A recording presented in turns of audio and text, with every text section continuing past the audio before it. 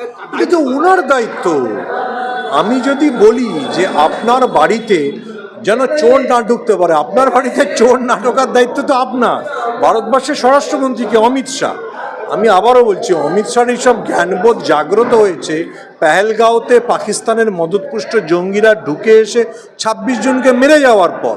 ওনার যদি জ্ঞানবোধ আগে জাগরিত হতো তাহলে তুমি নিশিকান্ত দুবে গোন্ডার যে সাংসদ, সংসদে দাঁড়িয়ে শুধুমাত্র বিরোধীদের হেনস্থা করা, সাংবাদিকদের জেলে পোড়ার কাজে নেতৃত্ব দেন, তার বিবাহবার্ষিকীর জন্য মানে মানে মানে দুনিয়ার জওয়ানকে পাঠাতেন না।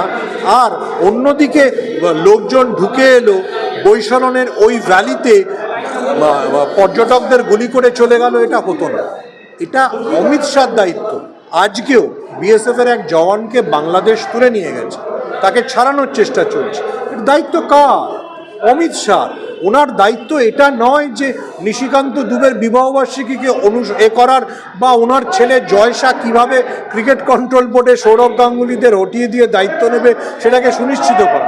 ওনার স্বরাষ্ট্রমন্ত্রী হিসেবে দায়িত্ব ভারতবর্ষের মানুষকে নিরাপত্তা দেওয়া। এই যে ২৬ জন মারা গেছেন তার দায়িত্ব নিয়ে ওনার পদত্যাগ করা উচিত ছিল। আরও একবার ২৬/১১ মুম্বাইতে জঙ্গি হামলার পরে নরেন্দ্র মোদী কি বলেছিলেন, কংগ্রেসকে কেন তদানীন্তন স্বরাষ্ট্রমন্ত্রী শিবরাজ পাতিলকে সরাতে হয়েছিল, সেগুলো যেন অমিত শাহ দেখে নেন। নিজে ধর্ম আচরণ করে তারপর অন্যকে শেখাতে হবে। মঞ্চে সেইভাবে শহীদের স্ত্রীকে, শহীদের পরিবারের কাউকে দেখাবে না। আমি তো এটা বারবার বলছি। আমি তখন বিশ্বাস করব যে বিজেপি এটাকে রাজনৈতিক স্বার্থে ব্যবহার করছে না যখন দেখব বিজেপি বা কেন্দ্রীয় সরকারের অনুষ্ঠানে মঞ্চে পূর্ণম সাউকে তোলা হবে, মঞ্চে ঝন্টু আলী শেখের স্ত্রী, বিধবা স্ত্রী শাহনাজ শেখকে তোলা হবে, তাদের সম্পর্কে সরকার কিছু বলবেন। মমতা ব্যানার্জি তো তবু তাদেরকে এনে টাকা দিয়েছেন, শাহনাজ শেখ, পূর্ণম সাউকে রোজ খবরাখবর নিয়েছেন। বিএসএফের জওয়ান মানে তিনি তো অমিত শাহ নিজের দফতরের জওয়ান। তো সেই জওয়ানের বাড়িতে না গিয়ে অমিত শাহ কে নন্দীগ্রাম আর কে তমলুকে সমবায় ভোটে জিতবে তার জন্য প্ল্যান করবার জন্য এসছেন? উনি ভারতবর্ষের স্বরাষ্ট্রমন্ত্রী না তমলুক নন্দীগ্রামে সমবায় নির্বাচন জেতানোর দায়িত্বে থাকা বিজেপির নেতা? বাংলা অপারেশন মানে সিন্দুর অপারেশনের মধ্যে, এটা কি বাংলাকে অপমান করা নয়? দেখুন, ওনারা বাংলা কিছু বোঝেন না। এর আগে নরেন্দ্র মোদী পদ্মে ছাপ বলতে গিয়ে যেটা বলেছিলেন সেটা চূড়ান্ত অশ্লীল কথা ছিল। ওরা রবীন্দ্রনাথকে বোঝেন না, ওরা সত্যজিৎ রায়কে বোঝেন না। ওদের এই সবগুলোই হচ্ছে বাংলা নির্বাচন আসলে ওনারা বাংলায় ফেরেন। 2021 থেকে 25-এর মধ্যে নরেন্দ্র মোদী কতবার বাংলায় এসছেন, অমিত শাহ কতবার বাংলায় এসছেন। এবারও বাংলা ওনাদেরকে হারিয়ে আবার ফেরত পাঠাবে, ওনারা যথোপযুক্ত জবাব পাবেন। মুখ্যমন্ত্রী অপারেশন সিন্দুরকে সাপোর্ট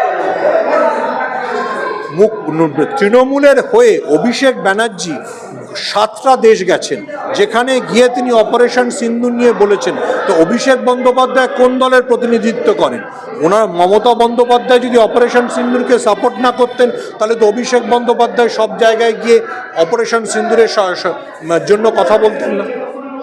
মমতাকে যে ব্যক্তিকেন্দ্রিক আক্রমণ করা হচ্ছে, এই যে কিছু ছবি দেখিয়ে, এটা বিষয়ে কি বলবেন? এটা বিজেপির কুরুচির পরিচয়। আবারও বলছি, অন্য কোনো ভদ্র দেশ হলে যারা এই ধরনের আক্রমণ করেন তাদের জেলে পোড়ানো হতো।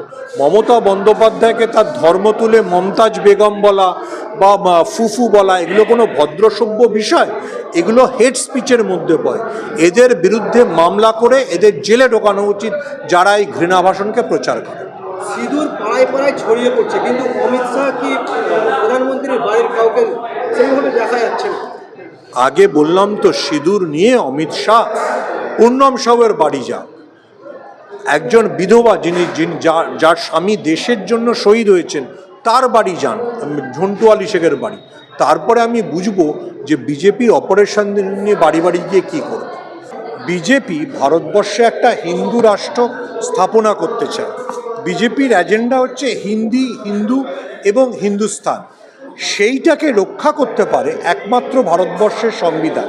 কারণ ভারতবর্ষের সংবিধান ধর্ম, বর্ণ, জাতের উপরে উঠে সকলের জন্য অধিকারের কথা বলে। সংবিধানের কাছে কেউ হিন্দু, মুসলিম, বৌদ্ধ, খ্রিস্টান, বাঙালি, তামিল বলে আলাদা আইন নেই। সকলের জন্য সমানাধিকারের কথা ভারতবর্ষের সংবিধান বলেছে। এই যে বিজেপি হিন্দু রাষ্ট্র স্থাপন করতে চায় এবং ভারতবর্ষের সংখ্যালঘুদের দ্বিতীয় শ্রেণীর নাগরিকে পরিণত করতে চায়, সেটাকে রুখে দিতেই আমাদের সংবিধানকে বাঁচাতে হবে। সংবিধান আমাদের সবার, সংবিধান কারো একার নয়। সেই জন্য সংবিধান বাঁচানোর ডাক দেওয়া। সেটা কংগ্রেস করতে পারে, যে কোনো অন্য সংগঠনের মাইনরিটি সেল করতে পারে। যারা যারা সংবিধান বাঁচানোর কথা বলবে, আমি ব্যক্তিগতভাবে বিশ্বাস করি তাদের সবার পাশে দাঁড়ানো উচিত। কারণ সংবিধান আমাদেরকে ভারতীয় হিসেবে বেঁচে থাকার অধিকার দিয়েছে। হিন্দু, মুসলমান, ধর্ম, বর্ণ, বাঙালি, তামিল, ব্যাঙ্গালোর, কলকাতা, এই সব কিছুর ঊর্ধ্বে উঠে সংবিধান ভারতীয়ত্বকে স্বীকৃতি দিয়েছে। তাই সেই সংবিধান বাঁচানোর জন্য কংগ্রেসের মাইনরিটি সেল একটি অনুষ্ঠান করেছে।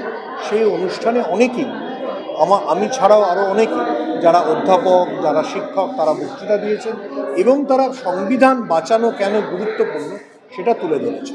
সংবিধানের প্রোগ্রাম হচ্ছে, সেই কারণেই কি সুমন ভট্টাচার্যকে কংগ্রেসের এইরকম একটা মিটিংয়ে বা প্রোগ্রামে দেখা যাচ্ছে? হ্যাঁ, সংবিধান বাঁচানোর জন্যই আসা। আমার কাছে সংবিধান সবচেয়ে গুরুত্বপূর্ণ। সংবিধান যে দল সংবিধান বাঁচানোর কথা বলবে, সেই সব দলের অনুষ্ঠানে যদি আমাকে সংবিধান বাঁচানোর জন্য বলতে বলা হয়, আমি রাষ্ট্রবিজ্ঞান যতটুকু পড়েছি, রাষ্ট্রবিজ্ঞানকে যতটুকু বুঝি, সেইটুকু দিয়ে আমি সংবিধানকে ব্যাখ্যা করবার চেষ্টা করি। দেখলাম বিহারে ডবল ইঞ্জিন সরকারে 7 বছরের এক বোন বিনা চিকিৎসায় ধর্ষণ হওয়ার পর মারা গেল। এটাকে কীভাবে দেখছেন? দেখুন, আপনি যদি বিজেপি শাসিত রাজ্যগুলিকে দেখেন, তাহলে দেখবেন যে সেখানে আইন শৃঙ্খলা কি ভয়ানক পরিস্থিতিতে চলে গেছে। আপনি শুধু বিহারের কথা কেন বলছেন? মধ্যপ্রদেশে কি ঘটেছে? মধ্যপ্রদেশের যে মন্ত্রী সোফিয়া কুরেশি সেখানে বলেছে তার কি ঘটেছে? সেই সব কিছু থেকে আমাদের বুঝতে হবে এই ডবল ইঞ্জিনের সরকার এই কথাটাই অর্থহীন। তাহলে মণিপুরে তো এত কিছু ঘটতো না। কিন্তু এখন বিহারে নির্বাচন আসছে, এখন বিহার নিয়ে বিজেপি কিছু বলবে না।